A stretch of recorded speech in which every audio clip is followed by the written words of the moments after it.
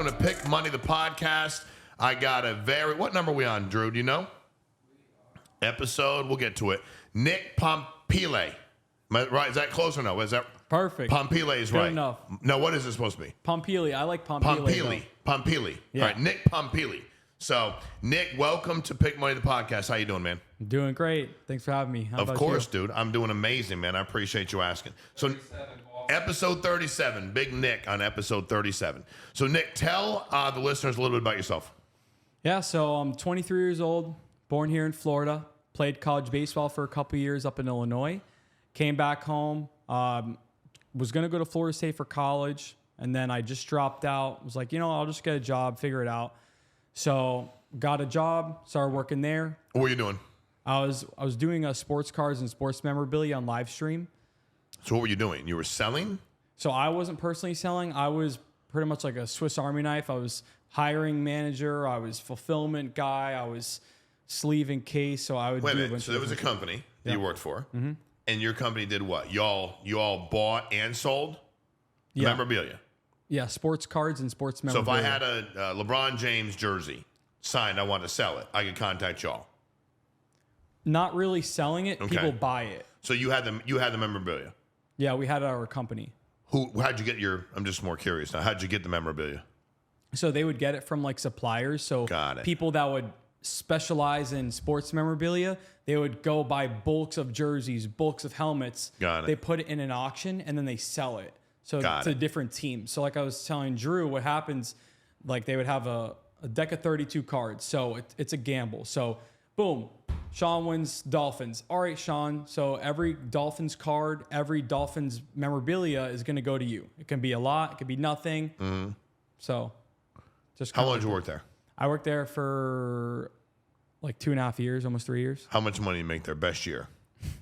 I don't know, like 60 grand, I think. Like 60 grand. Yeah. Okay. It 60, sounds 60. it's freaking confusing. So I can imagine. I always when somebody tries to explain, and you're doing a good job, but it's like we do all this other stuff in Swiss Army. And I'm like, dude, were they making any money? They were paying you 50 grand a year. So they weren't. They were definitely making a lot of money. They weren't paying me. They weren't paying you nothing. No. Okay. So you worked there 2.5 years. Yep. Then what happened? And then I got my insurance license. I did insurance at another company for 3 months. Had to figure out everything on my own. Didn't have anyone helping me. And then I came here to Family First Life. Yeah. I got started, and then that's pretty much where everything just started taking off for me in my life. Okay. So you got your insurance license when you were how old? When I was 20, I just turned 21. Just turned 21. So you're working a job, making $50K a year. They were making money. You weren't.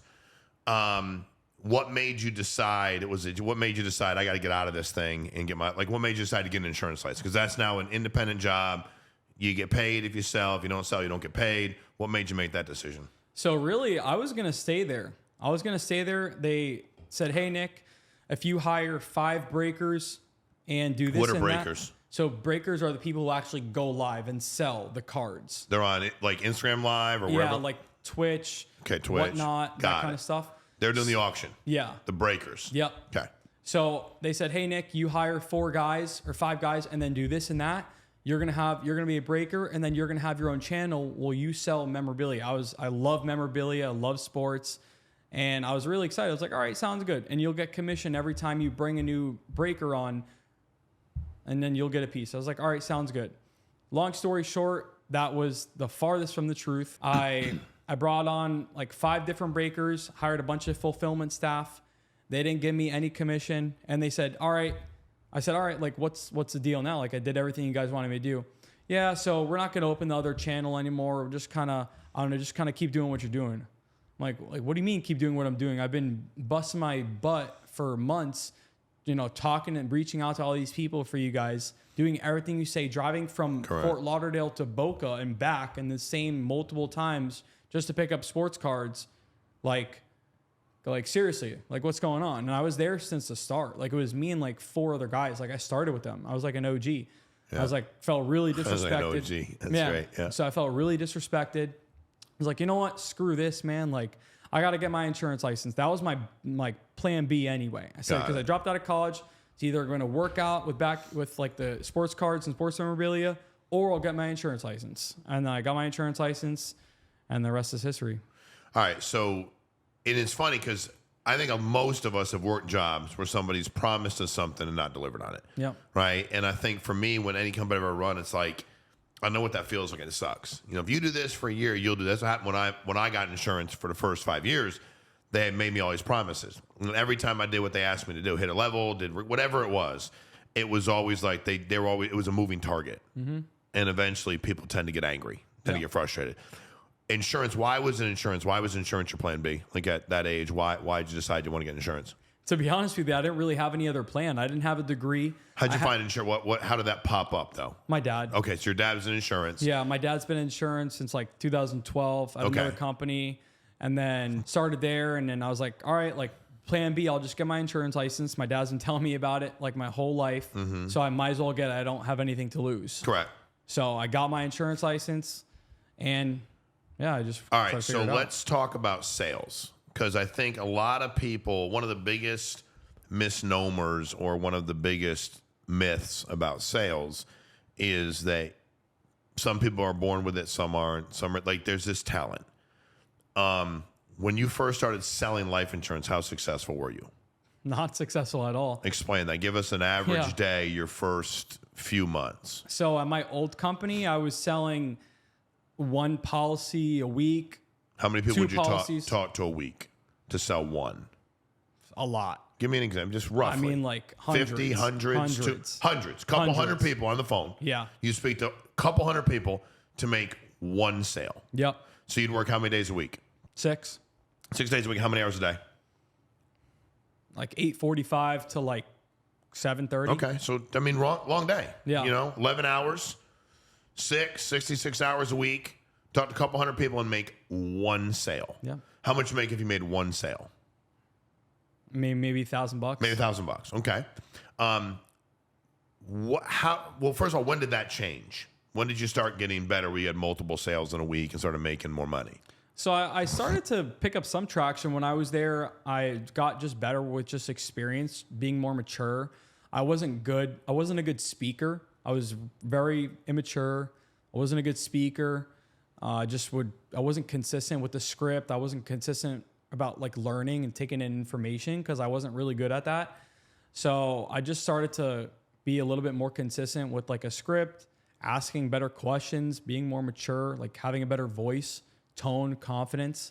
So that's when I was like, all right, you know, like a couple policies a week, like woohoo, we did more, 3 policies a week. All right, nice.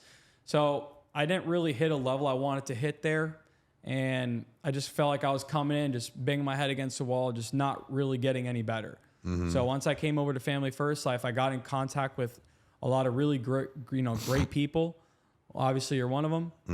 And just fed off of all those people. I felt like I had a lot more in common with people that are, 25, 30, 37 years old than they could understand 40, 50, your deal. 60. Exactly. They can understand your deal. Yeah. So right now, what are you making? Like this past month, what did you get paid? So usually every month I'm depositing around 30 grand, 30 G's, 30 grand, 33. Okay. And what's it cost you for your business? Like what are your expenses in your business? So my leads is 9,700 a month. Yeah. I just upped it. I was spending 7,500 and depositing 30. So this first month actually is the first month I've spent a little more. So 2,100 a week instead of 1,600 a week or 1,400. But let's even just take 30 and 10. If you were getting paid 30 and 10, it costs you 10 to be in business. You're netting out 20 grand a month. You don't really have a lot of other expenses. You got to drive to the office, but you got to eat your lunch. But other than that, like you don't have normal a lot of life. Normal life. You don't have a lot of expenses. 20 grand, that's $240,000 a year net. 30 would be $360,000 a year gross. How does it feel to be making that kind of money? It's really crazy, I guess a smile probably tells a lot, but tell us how it feels. It's really crazy because if there's anyone that did not believe not one bit, it would be me. You didn't believe what? That you could make money? I didn't believe that I can do it. Okay. I didn't believe that I was going to do everything I could to be the best I could in insurance, but I didn't really know the potential and how much it could really change in a year. Like just from a year from today, I mean, it's massive change. Like I came to Family First Life. I did insurance for 3 months And I came here in November of 2023. I was doing insurance for 3 months at another company, and I didn't even sell a policy for about a month. And Wow.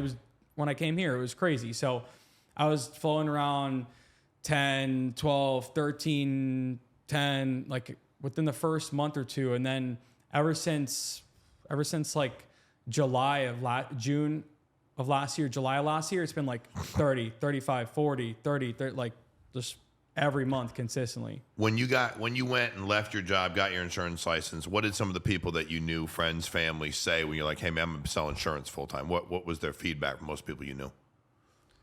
Oh, they were just like, oh, sales guy, oh this, oh that, oh like they didn't really Explain. What do you mean by that? Like, give me some. I don't say it they're personally. like, Nick, life insurance. You want to sell us life insurance, or is that is that going to be your career? Like what's the potential? Like what's the upside in it, kind of thing. And I was just like, hey man, like these are what these people are doing. Correct. Like I'm going to be one of those people. Just wait. I'm going to just continue to do what I do.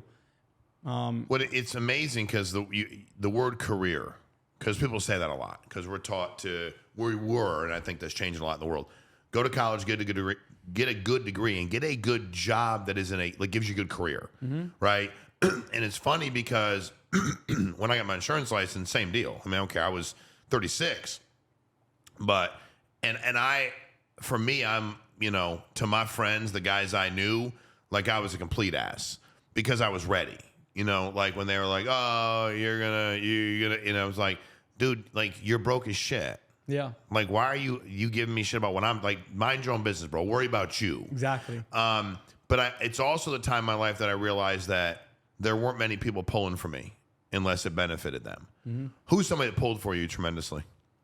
Like family, friends. Give me who? Who know? Mom, uncle, grandpa, dad, who? Mom, big time. Dad, big time, because he wanted to see me succeed 100%. In the insurance business.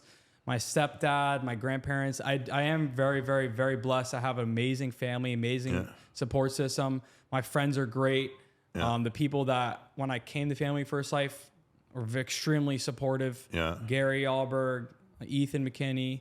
Yeah. The list goes on and on. But like within Family First Life, Ethan and Gary for sure. Mm-hmm. And then family, like mom, dad, grandparents, like they all supported me. They all were like, hey, like you can do this, keep your head up, like just trying to get 1% better every single day. Mm-hmm. So I just, try to stick on that path, going through objections in life and just kind of. Was there ever a time you thought about quitting your first 3 months? Those 66 hours a week? Yeah, of course. Yeah. Well, walk me through that. What did that feel like? Because by the way, I think we forget when you take away that job, that hourly, that salary, that W-2, it can be scary. Yeah. And when you go Monday, Tuesday, Wednesday, it's like, dude, I'm not getting paid. Now, you don't have a, family to raise but you still have bills. You're an adult. You want to be successful. Yeah. What was happening in those times? Like, when was the closest time where you're like, dude, I just don't know if I can do this? Yeah, I would say, it's pretty crazy. So I would go in the office, and mind you, it's a manager. He's got his own room. That was your old company. Yeah. Yeah. Floor, another room hidden, and then just like some cubicles in the middle. And there's like 3 people in the office, like 3 agents in the office, just like there, brand new office, empty, no music, dead. And I would just go in there and dial and dial and dial and dial. And I remember I had like one sale in like 2 weeks. I wasn't making anything. And I just went to get lunch. I was like just sitting in my car, just like looking at my ceiling. I'm just like, man, like I'm 21. I have like no credits in college. I dropped out. I have no degree. I told everyone in my family I was dropping out because I was going to do the sports cards. And I was telling them, apart. Yeah. And I was telling them that I was going to get my insurance license and it was going to work out. Like this is nuts. Like, what the hell am I going to do? Mm-hmm. So ever since then, I just, really just switched. Something just snapped in my mind. I got in contact with the right people. I got started here, and I just really the rest was history. I mean, I remember there was one time in the office when I came here, I wasn't selling anything for a month. I sold one policy in a month, and I was going to go in home and sell. I was like, dude, like I've been grinding, making so many calls, working so many hours, so many days, can't get anything. I was doing insurance. Like these people I'm working with, they're selling and they just started like a week ago. So that day I had like a couple in-home appointments. And I came in the office before to make some dials, and I closed like back to back 4 in a row. And I was like, all right, like if I can do that, then I think I can make this work. So that's kind of when I saw like the switch of like, all right, like I didn't think I could do it. And then I was like, just got a big wave of belief. Like, like, damn, like that's pretty crazy. I just made like $4,000. Like, well, I think that's the, and again, I say this all the time in sales. If you don't have leads, you probably are in a sales position. And sales positions are hard. And I mean, like when you tell me I'm in sales, like I've been in sales my whole life. Yes. But lead-based sales. I don't want to cold knock or cold call. And I'm not gonna either. Only because I can still make the sales because I've done it. But I was working 80 hours a week and knocking on doors. And knocking on doors 20 years ago was different than knocking on doors today too. Yep. People were okay with you coming to their house unannounced. Not so much anymore. So it became a completely different deal.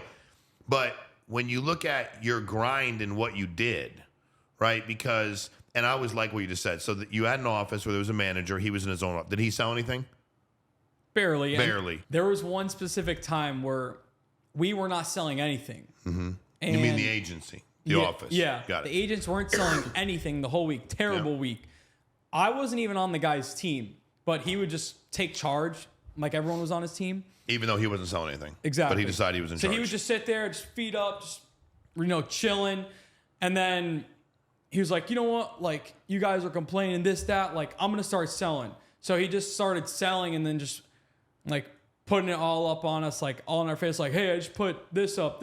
And he was, like, trying to compete. And it was, like, good competition. Yeah. I was like, all right, like, that, like, fired me up. And you're like, all right, like, you're just going to go from, sitting on your, what, and just, like, laying there to just selling and like, hey, I know you're good, but like still, like, come on, like at least like show us like how to do it. We're all new, Well, I think that's the magic too. Anytime you're building any business, it's not just can you sell, it's will you sell, and then can you teach other people to do it. And that was always my thing when you see people, like you see them and you're like, they're a good person, they're accountable, but how can they get more uncomfortable? Like for me with you, I like watching everybody. And you're just like, you watch people grow. And you watch the way they talk. You watch the way they carry themselves. You watch how comfortable they are in situations that used to make them really uncomfortable. And then you watch them continue to challenge themselves to find an area where they're uncomfortable. Because now for you, that area would be you building a business. Yep. Because selling, like nobody's perfect. You're doing pretty damn good. You're making good money. You're spending, a couple grand a week. Issuing $8-9 a week, like $10,000, like you're doing good. Yeah. Life's good. Now you building a team. You recruiting, because what you dealt with you is what you're going to deal with everybody else, and you're trying to empower them to go through the same shit. Because how about this? How many people have you hired in your business so far? 7. Okay. How many of them are selling life insurance full time? Like let's say they sell a policy once a week. 2. Okay. And what do you think has held you back? And by the way, nothing wrong with that. You got people. You're making money. So it's not like I'm like, what's wrong with you? You should be doing. But what do you think has held you back as far as you kind of maybe building the team, but just being pretty methodical about it? For me, it's like, all right, like if I took my foot off the pedal on selling, then I'm not going to be making any money. But I need to switch my mentality to change. Hey, like maybe you won't make as much money selling, but long term, you're going to be making way more money building a team and like presenting other people the opportunity. So like over the last like couple months, I feel like I've been doing a little bit better. Like I just got a couple guys in the sauna from going to the gym. I got actually a guy starting tomorrow. I got a guy, he used to do insurance at Liberty Mutual. He's already licensed, so he's ready to go, getting contracted. So over the last like month, I've been getting like more people, but it's just about. Dude, that's you recruiting the sauna. Nobody's supposed to talk in the sauna. They'd be like this in the sauna. Nick's in there recruiting them. I was watching that thing with Shaquille. You see what Shaquille O'Neal and Charles Barkley the other day about the thing he had in his he was talking, and he's like, Chuck, where'd you get that bracelet? It's an old one, but it keeps coming out again. Chuck's like, what do you mean? That's some guy in the sauna gave it to me. He's like, what? What do you mean in the sauna? He's like, I was in the sauna. He's like, Wait a minute. You're in the sauna, and some dude comes in and gives you a bracelet in the sauna. So I guess you can recruit in the sauna too. You start talking to people. Are you more comfortable recruiting today than you were a couple years ago? Absolutely. Why? Because I'm more confident about my ability. Because you're having a result. Yeah. Because you're making money. Because you're making money, you can teach other people to do the exact same thing. And I haven't been doing it for a long time. So like, hey, dude, I just turned 23 a couple months ago. This is what I've done my first year in the business. That's what I'm going to do this year. I could teach you to do the same exact thing, and I want you to do more. And like, I didn't have the confidence to be like, hey man, like you should do this. This is what I'm doing. I'm doing like $5,000 a month. Like you should come do it. Just quit your full-time job. Like I didn't have the results to back it up, but now there's really no excuse. Correct. Like, cause I'm consistently like the top guy in the office every single month, every single week, like outselling everyone. And like, there's no reason why I shouldn't have a big team, and I will. And it's coming. I believe you. And it's like slowly but surely, but it's just continuing to just knock down that wall of like, stop worrying about making money now. Like we're making money long-term in the future. And I think also when you're building a team, one of the things I see people, the mistake I see a lot of people make is, I don't want to take time away from my sales. And I'm like, I know, dude, but what do you think you'll be doing for them? So I think the magic is when you let any system work for you, no matter what you're doing, if it's systematic, right? It'd be like you're coaching, you love sports. It'd be like, who's your favorite baseball team? Don't say the Marlins aren't on the baseball team. Professional team, because they don't count. Give me your second favorite professional baseball team. Pick one, don't Yankees. matter. Yankees. If I'm at Yankees aren't like, dude, we bring in some new guys, but we just don't know we're going to take time away. It's like, dude, no, we're going to bring them in. We have a system. We're going to plug them into the system. We're going to show them exactly what they have to do, how they're going to eat, what the workouts are going to be, what our schedule's like, what we expect of the organization, what role they're going to have with the and then they do the work. Yeah. We, when we're business people and we've never been in that position before, we assume we have to do everything for them, like they're a newborn baby. Like that's how we think about it. Well, if I hire these 4 people, what am I going to do? Nothing. You're going to be like, here's where they get the leads. Let me send you the link. Here's a video you need to watch. We dial whatever day, come on and listen, right? Yeah. You don't have to micromanage them. And I think a lot of people, we think that and then a lot of people come in and want to be micromanaged. They're like, what do I do next? I'm like, I don't know. Why don't you go sell something?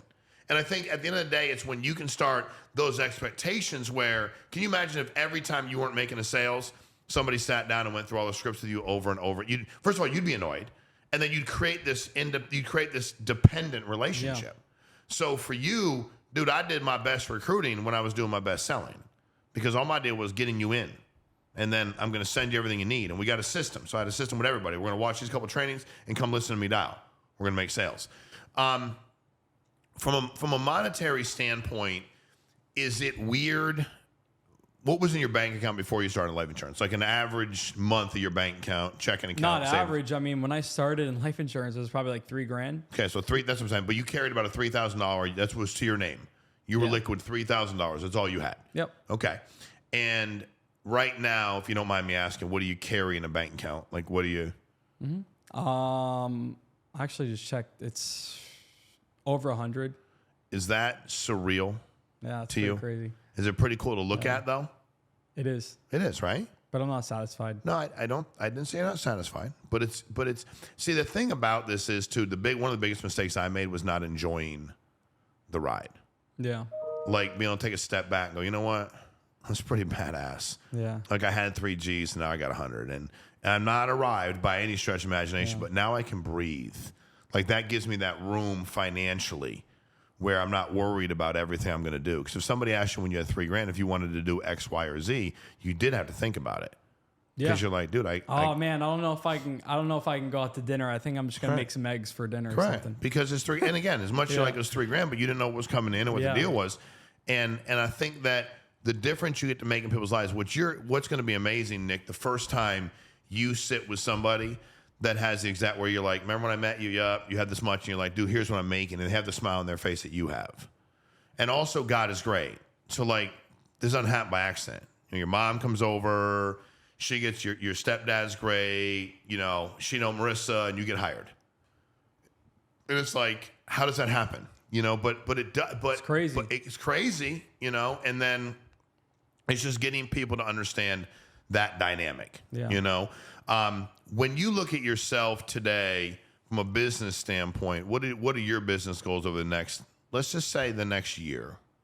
Well, selling, definitely Hall of Fame. I'm going to crush that. That's non-negotiable. That's happening. And I want to have a team doing at least, by the end of the year, at least 150 grand a month. Okay. I think those are very doable. I think so too. Because like I'll be doing the bulk of it. So I'll need people to do 100, let's say 100 grand. And the Hall of Fame thing, the funny thing, we were talking about this in the podcast earlier, right? Because I was arguing about Pete Rose should be in the Hall of Fame because he bet on his own team, right? Like, and he died. Now they're putting him on the ballot. Or they can vote for him, and the writers probably never let him in anyway. But I was talking to Chris Carter about it. He's like, dude, I'll tell you what, the Hall of Fame nobody can ever take away. Like, I'm always gonna be a Hall of Fame, but like you will always be a Hall of Fame. And I'm a competitive person, so like I'm like, if there's a Hall of Fame and I can get in it, I want to get in it. That's how I was when I first went to the first convention. I was like, man, like Hall of Fame, I'm brand new into this. Like, cause I came here in November and the convention was like right there. It was like December, January. And I was like, wow, like that's crazy. People are like, they're making that much money. Like that's nuts. And people that look just like me, they're young, like they're not anything special. They There's didn't no one walk off special. some talented sales bus. They weren't created to be talented salespeople. They were people just like you, all different backgrounds, all walks of life, having success. You know, all run the gamut. What do you think is one of the biggest lies people tell themselves? And I mean, business, life, personal journey. What is one of the biggest lies you think people tell themselves? Like with insurance or anything? Yeah, insurance, life, before insurance, school, baseball.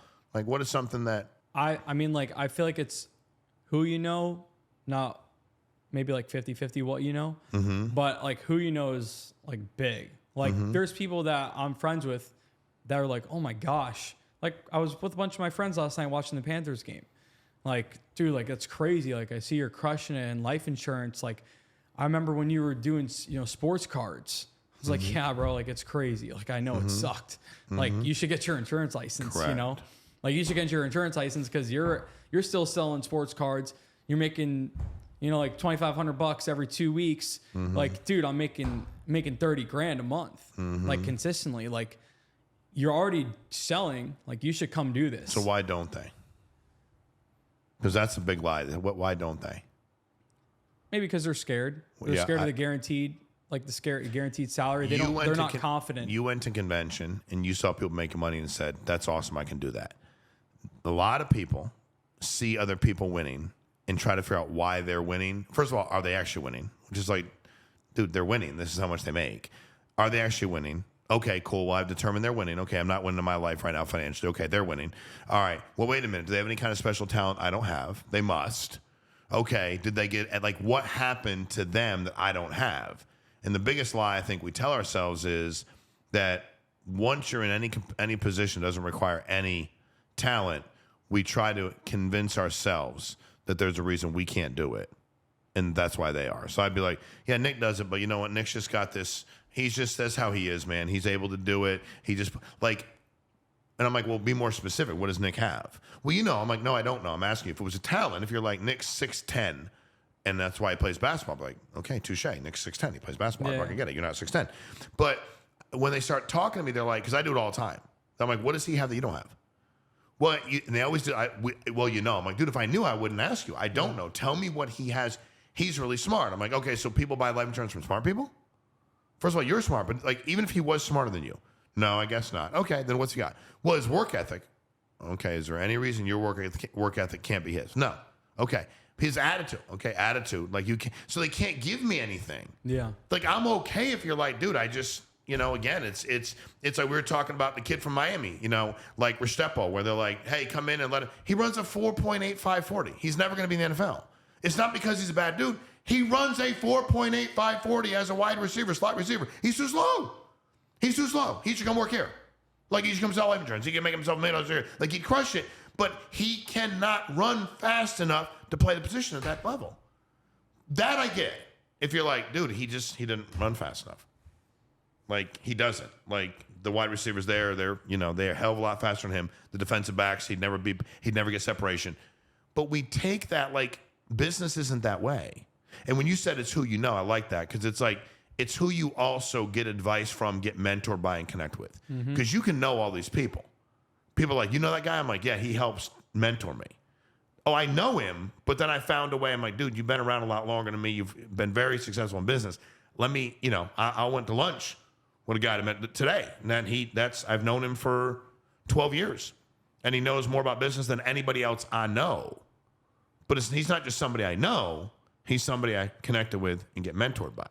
And I think you've done a really good job of watching, because you're always watching. You watch everything, which I like about, like, everything. You're like, I'm watching what everybody's doing. You're paying attention. And then finding your spots of, hey, man, how do I do this? How do I do that better? It's not all about income, but we do live in a capitalistic society. And money does allow you to give money back. It allows you to do a lot of amazing things. What is your income goal in 2026 for you at the end of the year where you're like, hey, I want to pay taxes on this much. I want to make this much. What's that number?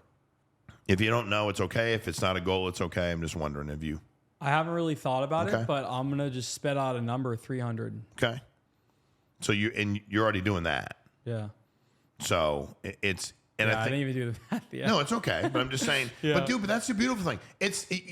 He's not driven by them. I mean, you're gonna make enough money to live a good life. You want to do all the things you want to do. But he's not driven by, I gotta make this much every day, every week, every month, every year. It's like, dude, I'm just gonna keep kicking ass and doing my thing. I'm just trying to control everything I control. There you go. Money's gonna come. Yeah. And he's already making over 3. And he's like, I want to make 3. Well, dude, you're probably gonna make a lot more than that. But at the end of the day, it's how many people you give an opportunity to. So you are, dude. All right. If people are watching. You're 23 years old. His background was in sports memorabilia, closer, bagger. What was that guy called? Separator. What were they?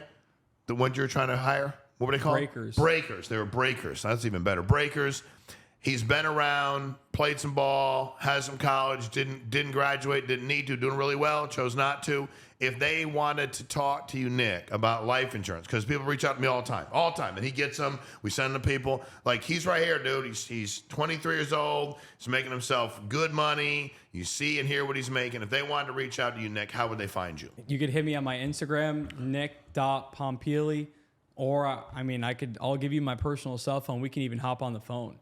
Like, we can drop that wherever. You can drop it right now, man. Give it to him. 561-569-1517. My name's Nick Pompile.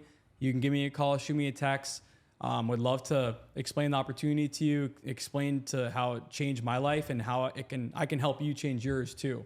So, Nick, when you were at your previous company and you left the office, what was the most motivating text you got from anybody in that office? What did that text say? We don't have to say who sent it, but what did that text say? So I picked up my stuff, said I was going to work from home. And I take out my computer. I'm just home, relaxing. LOL. A dude, not the manager. That was the manager. That was that guy. The one that hid in his office, came out one day to make 2 sales. I wasn't even on his team. You weren't even on his team. LOL. So he was LOL. What do you got to say to that, Nick? LOL. That's great. Man, that is freaking great. LOL. That's a great response to that. Who's laughing out loud now, bro? Nick, you are an unbelievable just person. You're great to be around. You're a really good dude. People like you a lot. You serve a lot of families. And I can't wait to see you build a team you want to build for you, your family, your future family, all of that. We appreciate you getting on. Hit him up on his personal cell. His manager, LOL, would never give out his personal cell. I promise you that. He's too busy with his feet up in the desk. But Nick will. Nick will teach. Nick will help. Nick will work hard. And I'm telling you, I promise you, you've got to find a way to figure out what is holding you back, because lead-based sales doesn't discriminate. As long as you want to work hard, you're going to get leads, you're going to find a way to be successful. I can't scream and yell about cold calling, cold knocking, prospecting. I just can't. But lead-based sales, he's crushing it. Life insurance, from memorabilia to life insurance. Find him, hit him up. We'll talk to you all soon. Thank you, guys. Like, subscribe, share, and please send it to some other people that need to know what they could be doing to help benefit their situation.